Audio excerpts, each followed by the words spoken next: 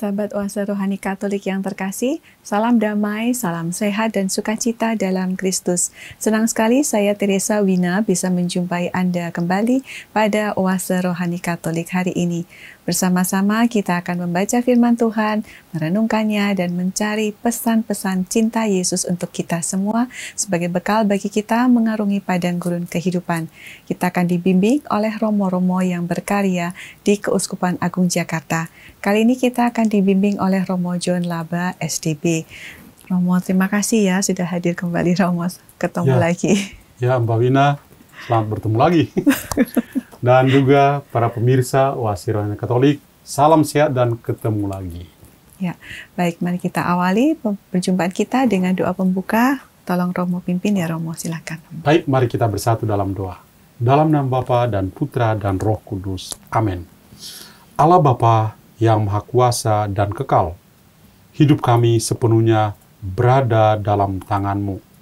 Kami mohon jagalah kami selalu dari segala kejahatan dan dosa. Bebaskanlah kami selalu untuk hidup sesuai dengan perintah-perintah-Mu. Semoga pada hari ini, melalui sabda-Mu yang kami dengar, membuat kami boleh bertumbuh dalam kekudusan sesuai dengan rencana-Mu sendiri. Terima kasih Tuhan, nama-Mu kami puji, kini dan sepanjang masa. Amin. Dalam nama Bapa dan Putra dan Roh Kudus. Amin. Terima kasih Romo. Antifon pembuka, aku hendak menyebut-nyebut segala pekerjaan-Mu dan merenungkan segala perbuatan-Mu. Engkaulah Allah yang melakukan keajaiban. Engkau telah menyatakan kuasa-Mu di antara para bangsa. Bacaan dari Nubuat Nahum, bab 1 ayat 15, dilanjutkan bab 2 ayat 2, bab 3 ayat 1-3, dan ayat 6-7. Lihatlah, di atas gunung berjalan orang yang membawa berita, yang mengabarkan berita damai sejahtera. Rayakanlah pesta-pestamu, hai Yehuda, bayarlah nazarmu.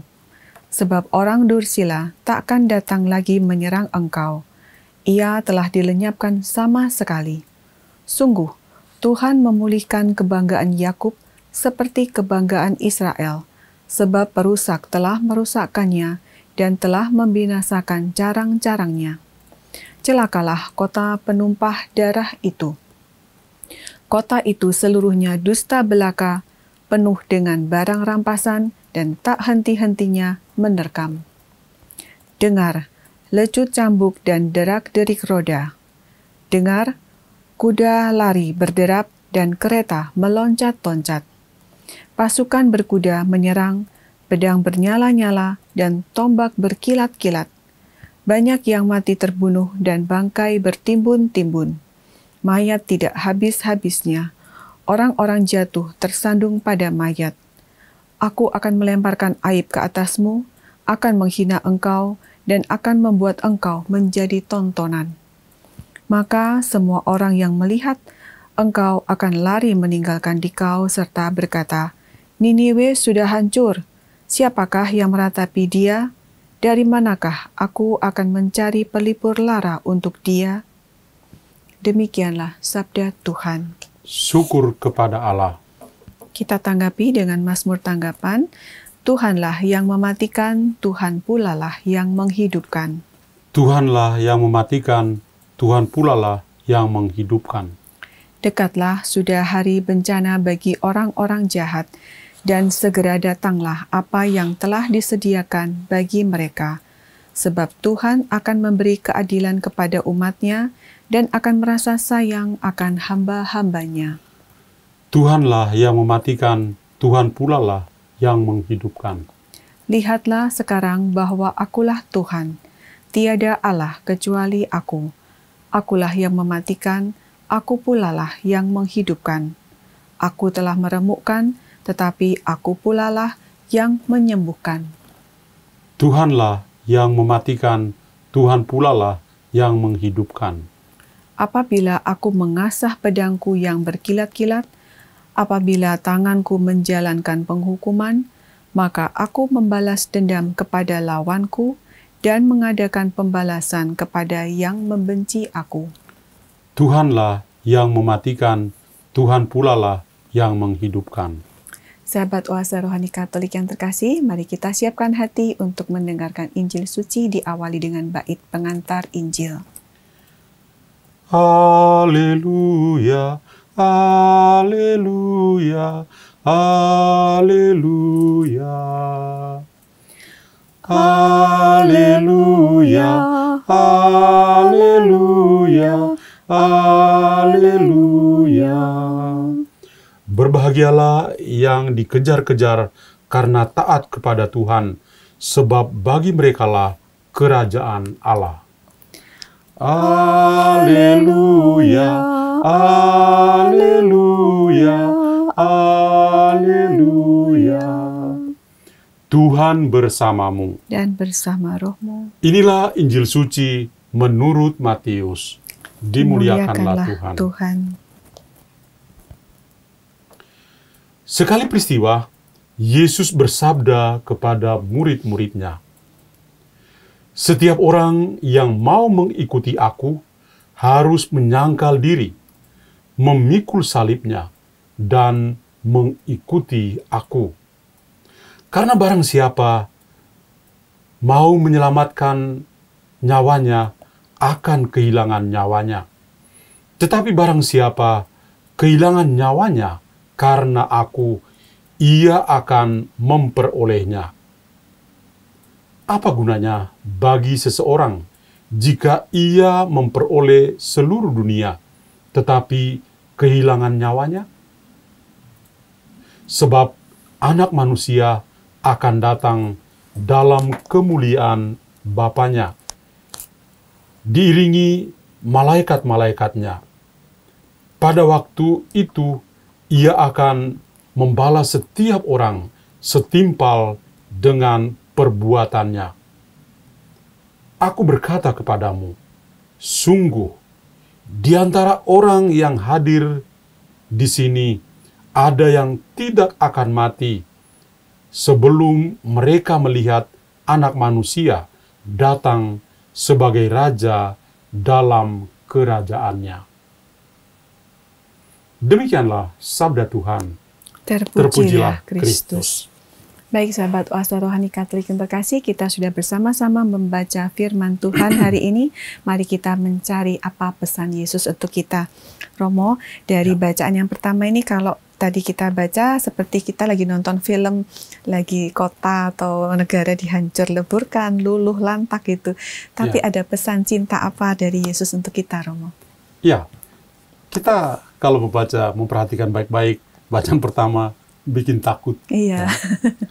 Kita mendengar nubuat Nahum. Ya, Nahum seorang nabi kecil yang punya nubuat itu mirip-mirip dengan seorang nabi sebelumnya, yaitu Yunus. Ya, kalau Yunus itu menubuatkan tentang kehancuran Niniwe, ya, 140 tahun kemudian situasi itu terulang kembali. Jadi memang kalau kita ingat Yunus itu ketika dia menyerukan tobat dan membuat kota Niniwe itu selamat karena mereka sungguh-sungguh bertobat. Yeah. Tapi 140 tahun kemudian situasi itu terulang. Orang jatuh lagi dalam dosa. Ya, jatuh lagi. Maka muncullah Nahum, dan Nahum ini terkenal karena dia menubuatkan kehancuran kota Niniwe dan juga bangsa Asyur atau Assyria. Nah, mungkin kita hanya takut ya ketika kita mendengar tentang nubuat tentang kehancuran dan lain sebagainya.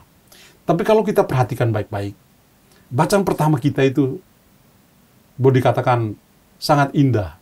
Kenapa? Karena di bagian paling awal yang diwartakan oleh Nahum itu adalah pesan damai. Di atas gunung akan berjalan orang-orang yang akan menyerukan perdamaian. Dan tentu saja itu adalah suatu warta sukacita, warta damai yang memang perlu dialami oleh setiap orang. Namun demikian, setelah Nahum menyerukan tentang warta damai ini yang pasti karena situasi ya gunung ketika orang berbicara pasti di mana-mana mendengar tentang warta damai ini. Tapi pada bagian selanjutnya di bacaan pertama kita mendengar bagaimana langsung dengan nubuat-nubuat kehancuran. Kenapa? Karena ternyata orang-orang pada waktu itu juga hidup dalam kegelapan.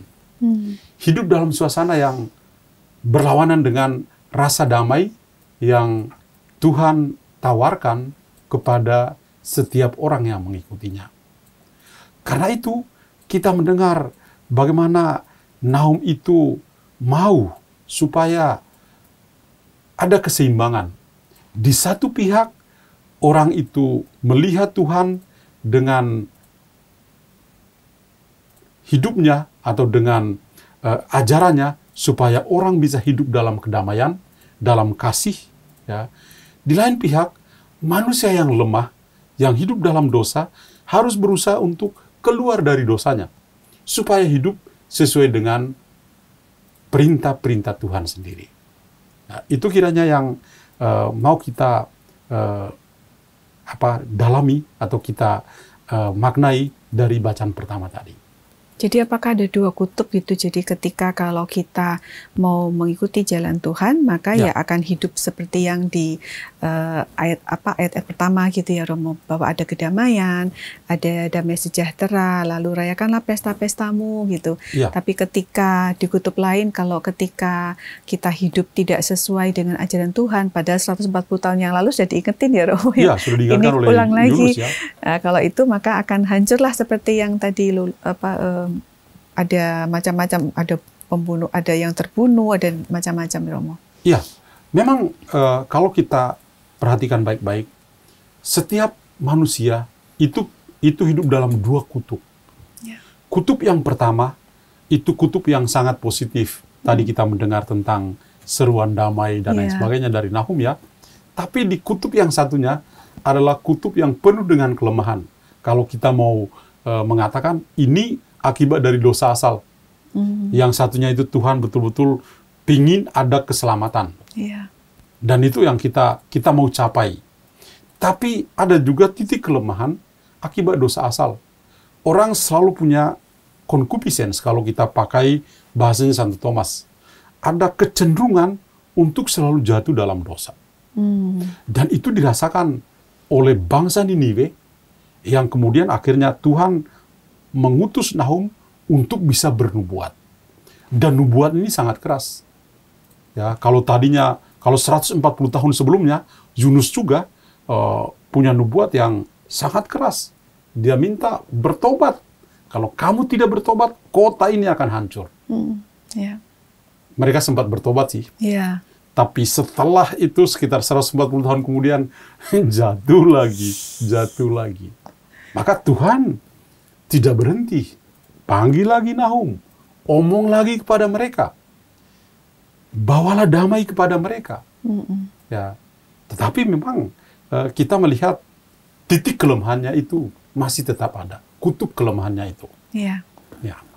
Kalau saya konversikan ke kehidupan kita sehari-hari, Romo, jadi teringat bahwa kita sendiri pun kan seringkali ya, misalkan atasan lah, atau mungkin orang tua, atau mungkin suami, atau mungkin istri ngingetin satu hal, tapi kemudian ya ingat, atau mungkin bantah dulu, atau kemudian bertobat, tapi kemudian kita selang berapa waktu ulang lagi gitu ya Romo. Itu kalau Romo tadi bilang ada kecenderungan karena dosa asal. Apakah kita boleh menyalahkan atau mengkambing hitamkan bahwa ya memang inilah kami gitu, inilah kita manusia, maka akan selalu timbul kecenderungan untuk berbuat salah gitu. Sebetulnya tidak harus seperti itu juga. Karena kalau kita perhatikan baik-baik, Tuhan yang kita imani itu Allah yang maha baik. Kasih setianya itu tidak berkesudahan itu. Yeah. Jadi kalau kita lihat spirit dari bacaan pertama ini adalah gambaran kehidupan kita. Gambaran kehidupan kita dalam arti bahwa kita banyak kali menampakkan hal-hal yang sangat positif. Hal-hal yang terbaik yang Tuhan pingin supaya kita jadikan itu sebagai kesaksian dalam kehidupan kita. Berita tentang damai, tentang kasih, tentang rasa hormat kita, dan sebagainya. Itu nilai-nilai yang universal yang sangat bagus tentu saja. Tapi kita juga tidak luput dari keegoan kita, yaitu dari kelemahan-kelemahan yang kita miliki.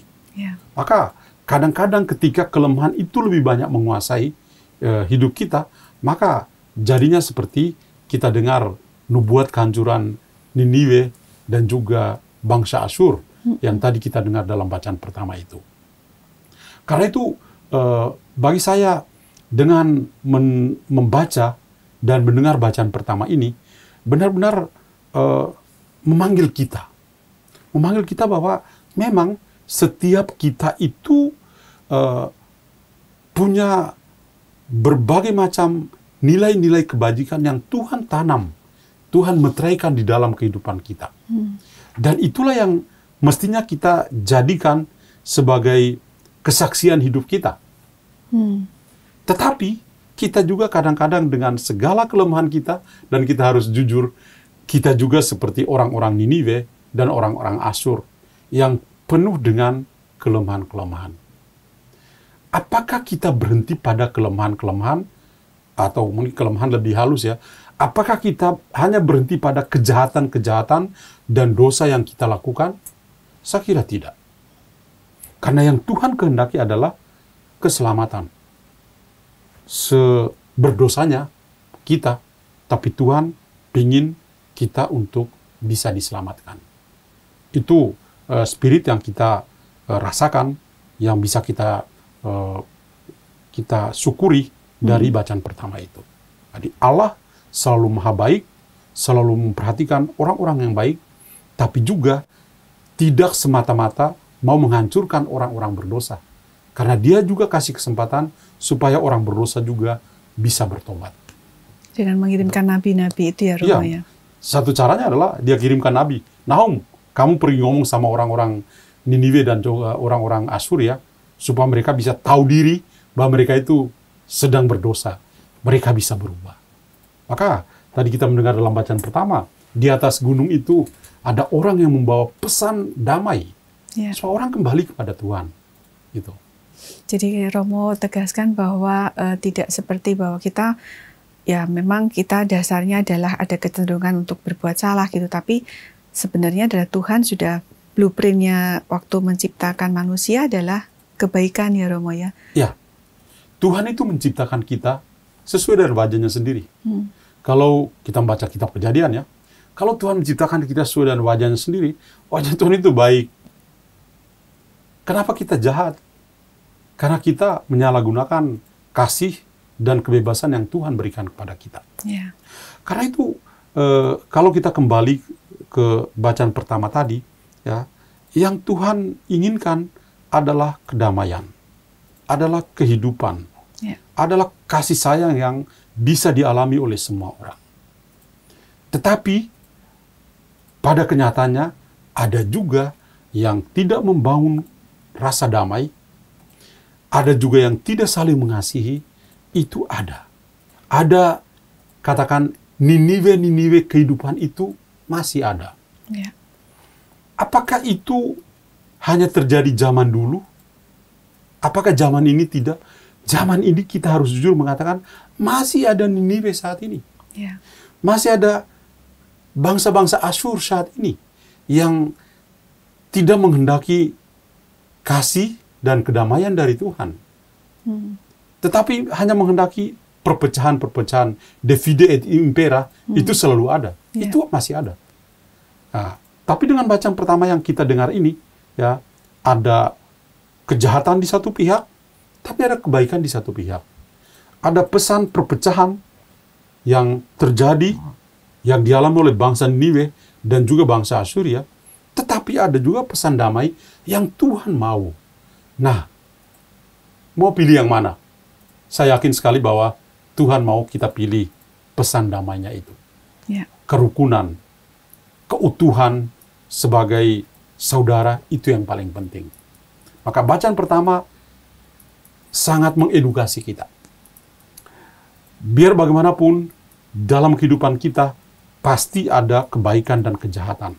Tetapi kita harus selalu berusaha untuk selalu mencari yang terbaik adalah kasih dan kebaikan dari Tuhan. Dan kita berusaha sedapat mungkin untuk menjauhkan diri dari Niniwe kehidupan kita.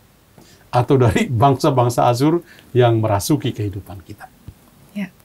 Terakhir Romo, untuk tadi kita sudah melihat kita sebagai orang yang berbuat aku punya Niniwe kecil, mungkin kita ada ininya. Tetapi ketika kita misalkan menjadi sebagai Nahumnya,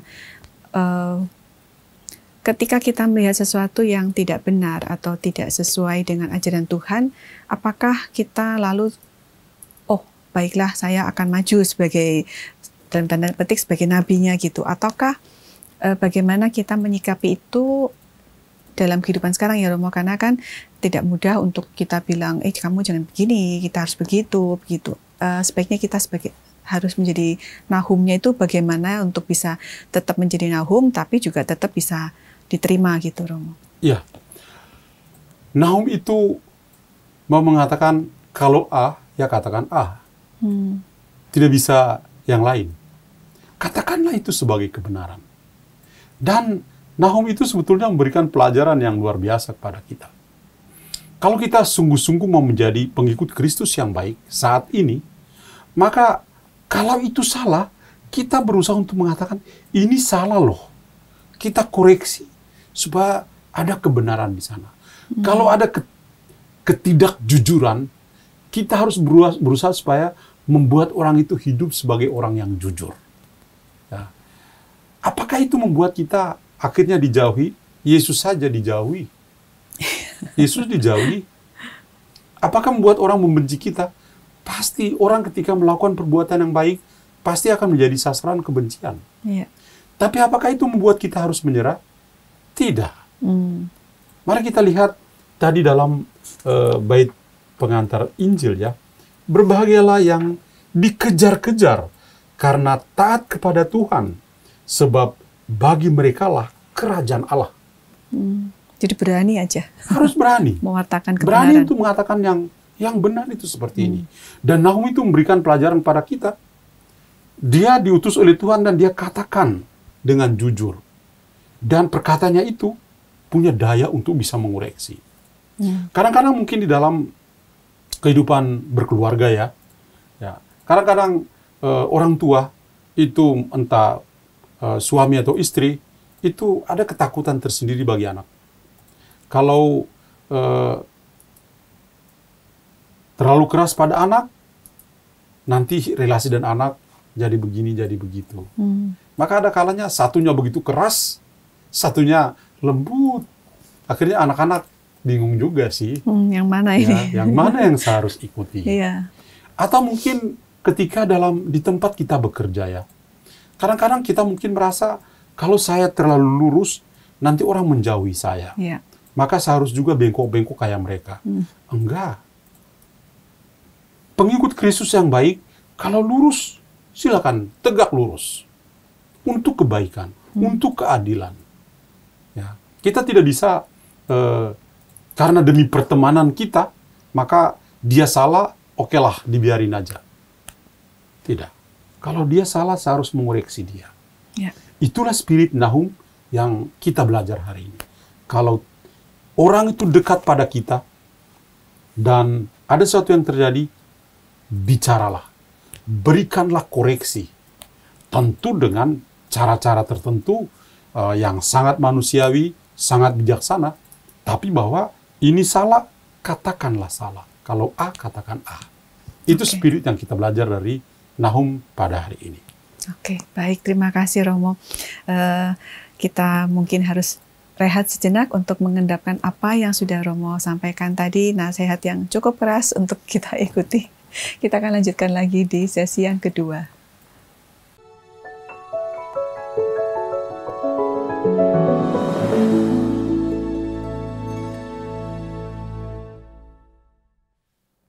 Sahabat Oase Rohani Katolik yang terkasih, terima kasih Anda masih setia mengikuti Oase Rohani Katolik hari ini bersama dengan Romo John Laba, SDB, dan saya Teresa Wina.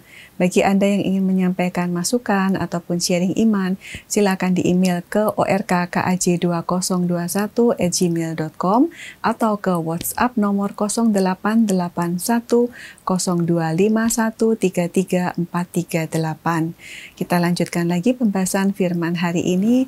Romo, tadi ada nasihat yang cukup tegak lurus untuk kita bisa menyuarakan kebenaran. Ya. Ada inspirasi iman lain yang Romo, pesan Yesus apa untuk kita dari bacaan Injil? Silakan Romo. Ya, sebelum ke bacaan Injil, saya ingin mengatakan bahwa sebetulnya bacaan pertama itu juga membuka pintu untuk kita mengerti Injil ya. Oke. Dalam arti apa? Bahwa di bacaan pertama itu menunjukkan Tuhan itu begitu peduli. Ya. Kepedulian Tuhan bagi manusia. Tidak hanya kepada orang-orang baik Tuhan peduli, tapi juga kepada orang Niniwe dan orang Asyur juga Tuhan sebetulnya sangat peduli. Maka dia kirim Nahum untuk mau menyelamatkan mereka. Ya. Nah, kalau kita masuk ke bacaan Injil, itu juga penuh dengan kepedulian dari Tuhan, ya, melalui Yesus Kristus. Saya mulai dengan kalimat yang pertama dari bacaan Injil hari ini, yaitu ketika penginjil Matius bercerita bahwa sekali peristiwa Yesus itu bersabda kepada murid-muridnya. Ini banyak kali kita dengar. Yeah. Tapi saya mau mengatakan begini. Satu cara Tuhan peduli dengan kita, atau dalam konteks Injil ini, cara Tuhan Yesus peduli dengan murid-muridnya adalah Dia ingin bicara dengan mereka. Jadi Tuhan berbicara dengan para muridnya, atau Tuhan berbicara kepada para muridnya. Dan semua ajarannya, wejangan-wejangan Yesus, itu sebetulnya dimulai dengan Tuhan mengajak mereka untuk berbicara. Ya. Jadi itu satu suara kepedulian dari Tuhan yang Tuhan tunjukkan sangat sederhana sih, adalah Tuhan ajak mereka untuk berbicara. Ya, sorry memotong sedikit saya, karena Romo mengatakan berbicara itu sesuatu yang sangat penting gitu. Saya ingat kita seringkali sekarang lupa untuk ngobrol ya Romo ya. Betul. Di rumah, di meja makan juga kita HP. Dengan HP. Oke, silakan lanjut Romo. Iya, jadi Tuhan ketika menunjukkan kepedulian, berbicara dengan mereka, dan ketika Dia melihat para muridnya itu betul-betul juga peduli pada Tuhan, tidak hanya Tuhan peduli pada mereka, tapi Tuhan juga melihat bahwa mereka juga peduli pada Dia, maka Dia menyampaikan pesan yang sangat bagus. Dia tahu bahwa murid-muridnya ini pasti akan ikut Dia, dan mengikuti Dia bahkan sampai tuntas sebagai martir. Yeah. Maka Dia mengatakan kepada mereka, dan itu menjadi pesan yang sangat bagus. Setiap orang yang mau mengikuti Aku harus menyangkal dirinya, memikul salibnya, dan mengikuti Aku. Berat Romo. Iya. Kenapa Yesus mau katakan itu kepada mereka? Karena Dia sudah kenal mereka. Dia sudah ajak mereka untuk omong, bicara bersama. Dan Dia tahu bahwa para rasulnya ini, para muridnya ini, terbuka kepada Dia. Terlepas dari bahwa mereka punya kelemahan-kelemahan. Ya. Tapi Yesus kenal mereka. Karena itu Dia mengatakan, siapa yang mau ikut Aku, ya, Dia punya syarat-syarat seperti itu, ya, yang tadi kita lihat ini. Maka mari kita coba lihat yang pertama. Ya, setiap orang yang mau mengikuti Aku harus menyangkal dirinya. Ya, setiap orang itu tidak luput dari bagaimana dia punya kelebihan dan kekurangan. Kadang-kadang yang dia tonjolkan mungkin kelebihannya, puji Tuhan. Yeah. Tapi kadang-kadang juga bisa yang dia tonjolkan adalah kelemahan-kelemahannya. Ya mungkin bagi dia berpikir bahwa itu adalah hal-hal yang bagus. Padahal itu sebetulnya adalah kelemahan-kelemahan yang dia miliki. Maka ketika seorang bisa mengenal dirinya lebih dalam, manakah keutamaan, kebajikan-kebajikan yang saya miliki, manakah kelemahan-kelemahan yang saya miliki. Kalau orang bisa tahu, maka dia bisa menguasai dirinya. Tapi kalau orang tidak mengetahui dirinya dengan segala kelebihan kekurangan, maka begitu sulitnya bagi dia untuk menyangkal dirinya. Padahal kalau kita mau konsisten, mau ikut Yesus, pertama-tama orang harus menyangkal dirinya dong. Yang kedua, orang itu harus memikul salibnya. Banyak kali itu kita mengatakan, ini salib saya, Romo. Kadang-kadang ngomong sama umat ya, kadang, Romo ini salib saya loh. Tapi apa sih artinya salib itu? Ya. Salib itu adalah setiap pengalaman kita yang sangat keras, tapi membuat orang jadi bahagia. To make people happy. Yesus itu menderita supaya kita mendapatkan keselamatan. Ketika kita bisa menderita dan membuat orang lain menjadi bahagia, itu adalah salib. Maka salib itu ujung-ujungnya adalah kasih. Orang mengatakan lambang dari kasih itu bukan hati. Bukan ini. Tetapi lambang dari kasih adalah salib. Kenapa? Karena dia yang ada di atas kayu salib itu tidak pernah berhenti untuk mencintai. Jadi seorang yang mengaku mengikuti Kristus, yang siap untuk memikul salib, itu berarti dia juga siap untuk mengasihi. Bahkan seberat apapun, dia harus melakukan itu. Karena itulah hidup Kristiani kita. Dan kalau dia bisa menyangkal diri, bisa memikul salib, dia akan begitu terbuka untuk mengikuti Yesus tanpa ada beban. Ada beban salibnya sih, tapi dia akan merasa, aku nggak ada beban, karena saya bersama dengan Yesus. Itu. Jadi, ini menjadi suatu hal yang perlu kita miliki. Lalu, kita juga melihat bahwa kadang-kadang orang itu terlalu egois, mempertahankan segala sesuatu yang dia pingini dan itu, dan lupa bahwa saya juga perlu mempertahankan yang punya haknya Tuhan. Ya, itu yang harus kita lakukan. Jadi kita lihat bahwa kadang-kadang orang yang namanya kemartiran, ya, kadang-kadang menjadi sangat sulit. Orang who cares? Siapa yang peduli? Ya, begitu tingkat kepedulian menjadi sangat menurun. Tapi bacaan Injil juga memanggil kita. Mari kita belajar untuk peduli. Ya, kepedulian kita, ya, karena Yesus lebih dahulu peduli dengan kehidupan kita. Maka benar-benar ya bacaan Injil ini juga menunjukkan betapa Tuhan itu luar biasa untuk kita. Siapakah diri kita, penuh dengan kelemahan atau kelebihan, Dia mengasihi kita apa adanya. Konsep tadi Romo katakan bahwa lambang cinta bukan lagi begini, tapi adalah salib. Bukan hati. Orang-orang muda selalu gini. Iya. Itu satu konsep yang menarik buat saya, bahwa ketika tadi Romo katakan ketika salib itu adalah ketika kita melakukan sesuatu yang membuat orang lain justru bahagia gitu ya Romo ya. Padahal seringkali orang bilang salib itu adalah ya pokoknya ketika sengsara ini, susah ini, ya itu salib gitu ya Romo. Ternyata bukan seperti itu ya Romo. Iya.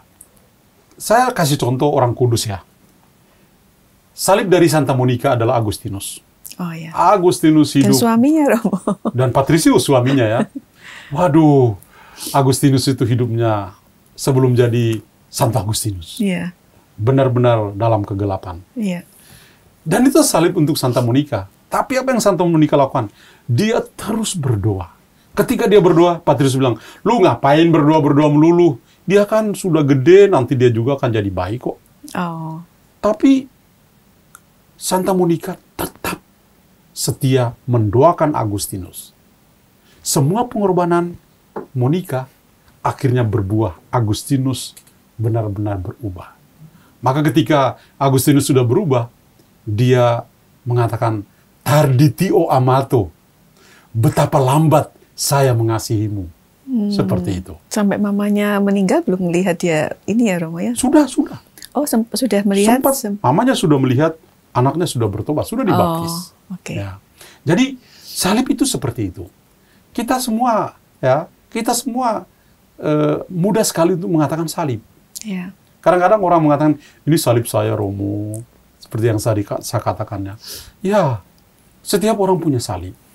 Tapi mestinya salib kita itu buahnya sangat bagus, yaitu orang berubah.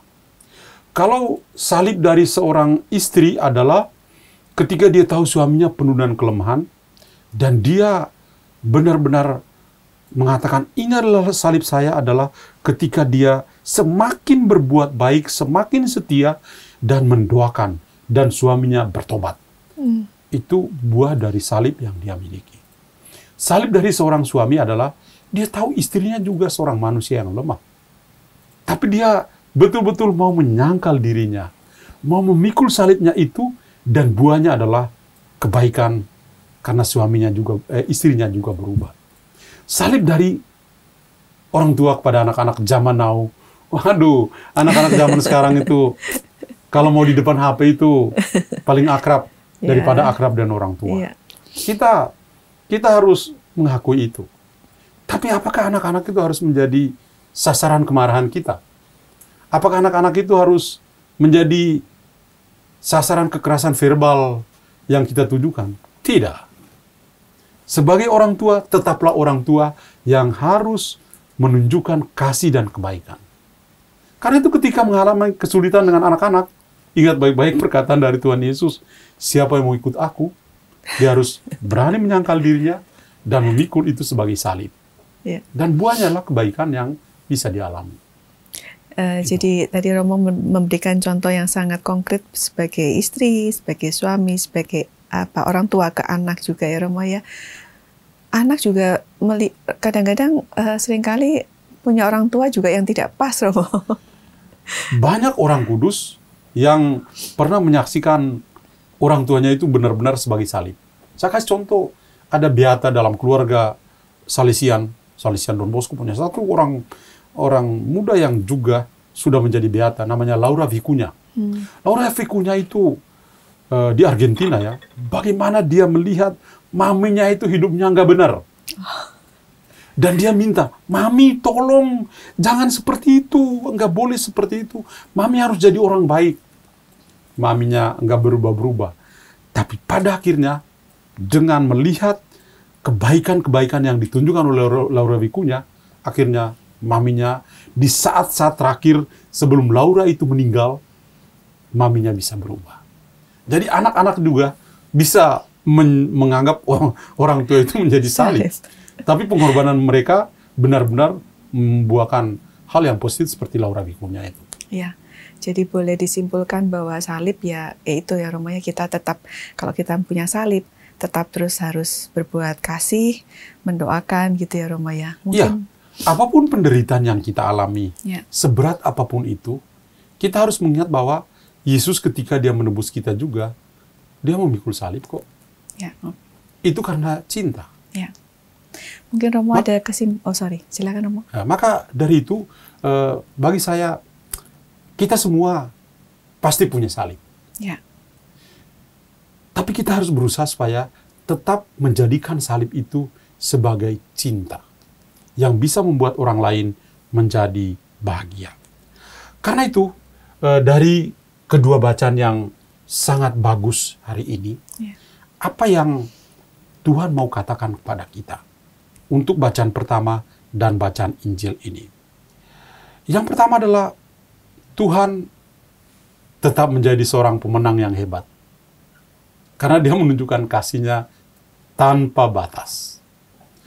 Dia tunjukkan dengan kepeduliannya. Dia tunjukkannya juga dengan perhatian yang istimewa kepada orang-orang yang lemah. Orang-orang yang berdosa sekalipun. Itu yang Tuhan tunjukkan. Ya. Maka kepedulian dari Tuhan ini haruslah menjadi kepedulian kita. Apakah ketika kita melihat orang-orang yang rapuh, kita biarkan saja? Apakah ketika kita melihat orang itu sudah dalam lumpur yang kotor, kita biarkan saja dan kita mengatakan EGP, emangnya gue pikirin? Ataukah kita peduli dengan mengulurkan tangan dan mengangkat dari lumpur yang kotor itu? Ya. Itu yang pertama. Ya. Lalu yang kedua adalah kesetiaan. Tuhan digambarkan baik dalam bacaan pertama dan bacaan Injil begitu setia. Maka kesetiaan Tuhan itu haruslah menjadi kesetiaan kita. Seberat apapun hidup yang kita lewati, mari kita berusaha untuk menunjukkan kesetiaan kita dengan menyangkal diri, dengan memikul salib hari demi hari. Karena itu adalah Kristianitas kita. Itu adalah tanda kita betul-betul menjadi pengikut Kristus. Dan yang terakhir, saya coba untuk mengutip orang kudus yang hari ini. Karena kita omong tentang salib, ada Edith Stein, itu adalah orang kudus yang punya nama Theresia Benedicta dari salib itu. Ya. Jadi, Santa Theresia Benedicta ini mengatakan seperti ini. Saya coba bacakan perkataannya begini. Baik.